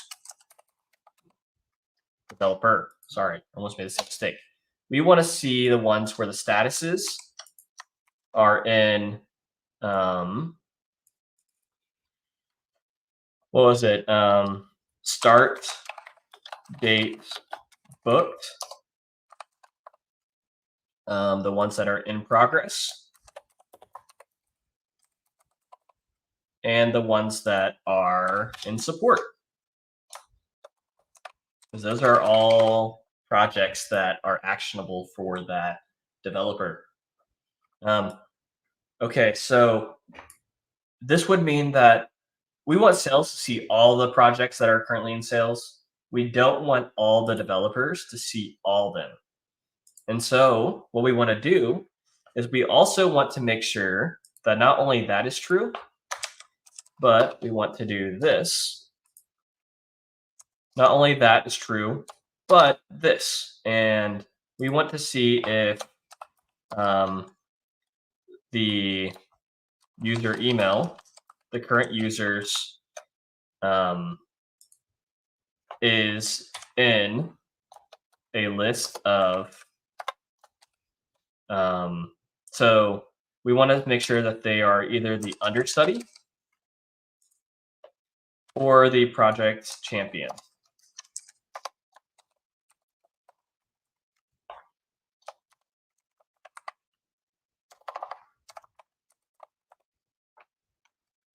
So I am typing all over the place. I'm trying to explain this. I'll re-explain this once I have this typed out.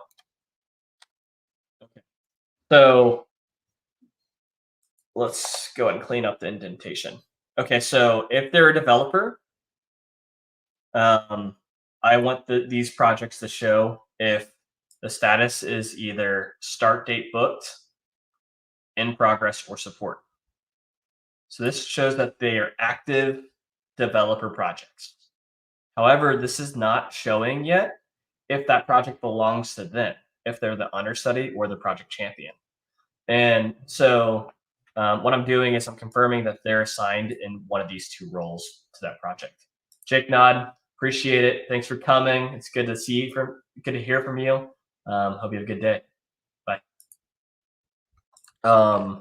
And then just to also specify, both of these are references, and so the value that these returns are the key to the column that the record is referencing. So it's going to actually return the email, and so user email is making sure that the user email is equal to one of these. And so I don't know if it's going to work 100% right, just like that. And so I'm going to go ahead and wrap this inside of a text just to make sure each of these are computing as text. Shouldn't be an issue, but it's always a good safeguard. All right. And so we have that. And then last but not least, we have admins. Admins aren't really assigned to projects. And so we're not gonna we're not going to show them my projects view anyways. And so let's do that, and we can copy this whole thing. And this is project champion or project manager.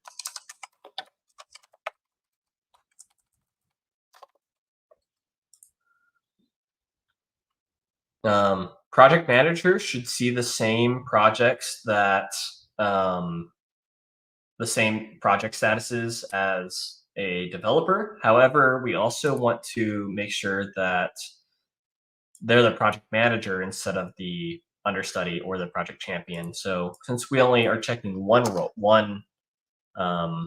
part of the project, we can actually just do user email is equal to the text of the project manager of the project.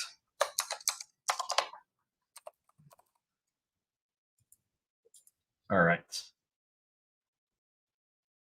And that's where that ends. All right. So let's look into this and let's explain it one more time. So I'm going to zoom out a little bit.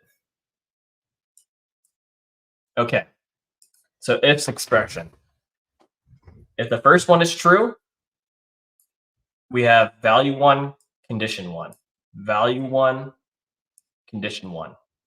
Sorry, condition 1, value 1. And so this is returning if they're sales, we want to bring the projects where the status is sales or contract sent. If they're a developer, we want to send the projects where the status is one of these 3: start date booked, in progress, and support. But also we want to make sure that this developer is either the understudy or the project champion. And then last but not least, we have project managers, and we want to confirm that their projects are also in these 3: start date booked, in progress, and support, but also that the user email, the user who's using the app, is the project manager in that project record. And then if we hit save, and then real quickly, let's make a copy of let's make a projects table and projects view. And so we'll go to views. We'll go to primary views because this is a view that we want to be primary. And we'll say my projects. All right. And then we want to make this a table view. And we'll have them sorted by their name. Oh, oops, it's not projects up here. So we want this to be projects, but we want it to be my project specifically. And then we want to sort them by the name of the project in ascending alphabetical. And then we want to manually set the columns. So we want the name. We don't want the ID. We want the client there. We don't want the status, team, project manager, all that stuff. We just want this right here. So let's go ahead and remove those. And so now I don't see any projects for me right there. And so what we can do is, what projects are mine? Well, I do have a project for Google that we can assign to me. That's the client. I go down to projects. This is assigned to me, but it's not in sales. I mean, it's currently in sales, not a active one for developers. And so if I go in here and change the status from sales to in progress and hit save, then go to my projects, we can see that I, as a developer, have a project that I'm either the understudy or the project champion of, and it's in one of those 3 statuses. If we went ahead and switch this to Austin, a salesperson, and then we have to change the domain. If I do this as Austin, I don't see anything. But if I were to create a new project, going to clients, and then do a new project for Amazon that says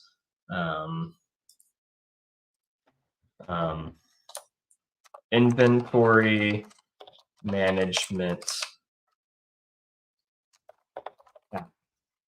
It's in sales. Let's say it's not assigned to any team yet because it's in sales still. And so let's hit save.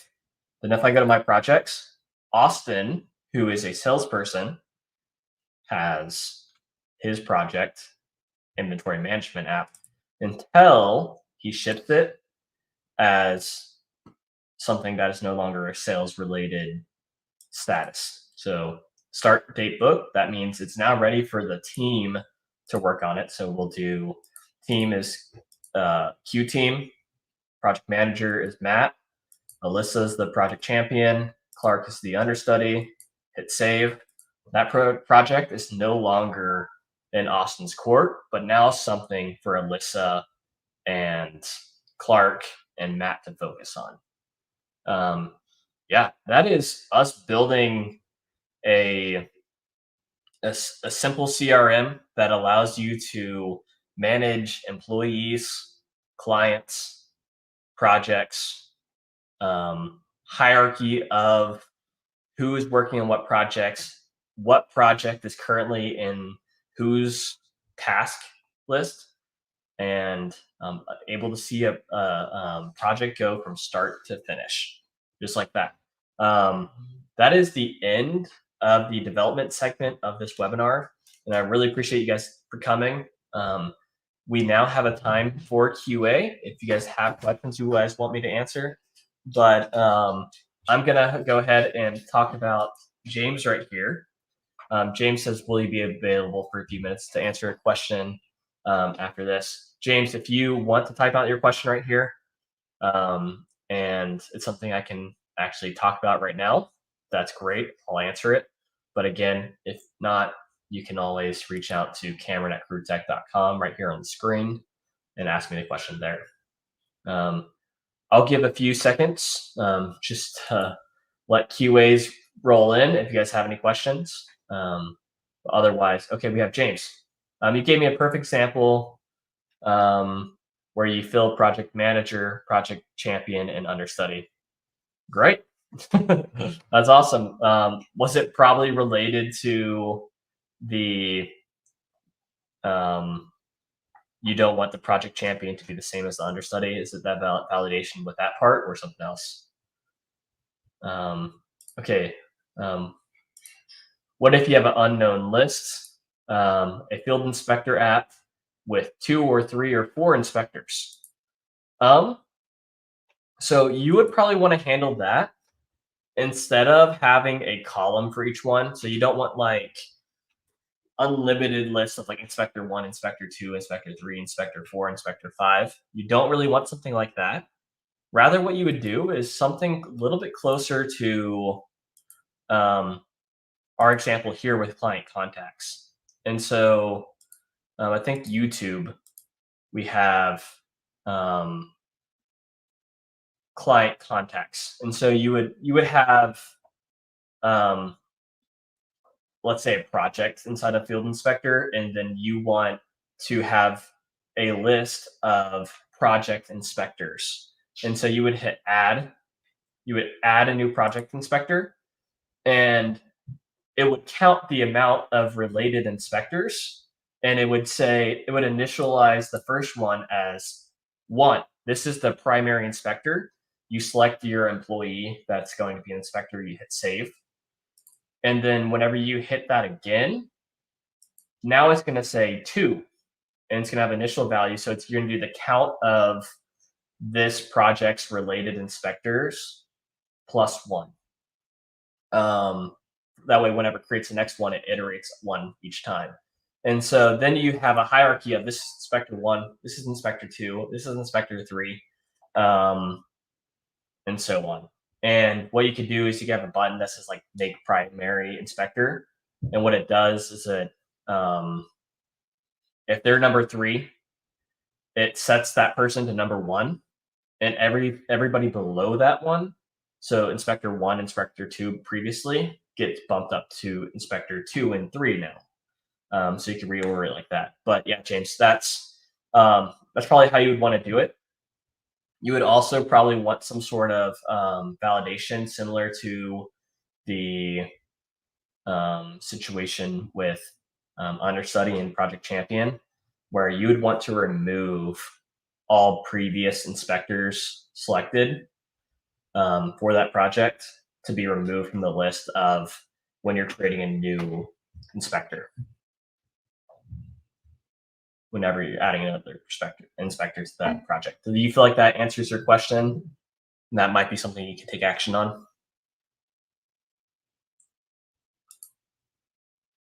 So if I'm creating a new report and I just want to add an N number of inspector inline, I can achieve that effect. Yeah, you could literally add 1,000 inspectors and it wouldn't have an issue. You would probably want to sort them by the nth number of inspector they are. But yeah, you totally could click view right here, click edit that view, and then go into sort and then sort it by what number inspector they are. Sweet. There's currently 9 other viewers inside the chat. I'm sure that you guys might have a question just like something like that. And if you have any questions, I'm willing to answer them right now. A little bit extra time. Yeah. I'll just kind of wait for a question, but I'll just talk about what we do at Crew Technology and AppSheet training. AppSheet is a Google product, and one thing we've recognized far before is Google product back in 2019 or something when we started this channel. This product of Google AppSheet does not have the same level and extensiveness of education that other Google products have. You can hop on YouTube and search a million tutorials for Google Docs, Google Sheets, a million tutorials for app scripts, for BigQuery. And before we started this, it was so hard to find education around AppSheet. And so this is just a way for us to pour into the community and pour into the product of AppSheet that we love. But also, AppSheet training is ran by Crew Technologies. We are a Google partner, and we provide AppSheet services, whether that's development, consulting, support for current projects. We do milestone and we do retainer style projects. And so if you're interested in AppSheet, totally reach out to us. You can reach out to Austin at crewtech.com. It looks like this right here. If you would like us to work on a project with you. So it's, oh, I actually typed it wrong.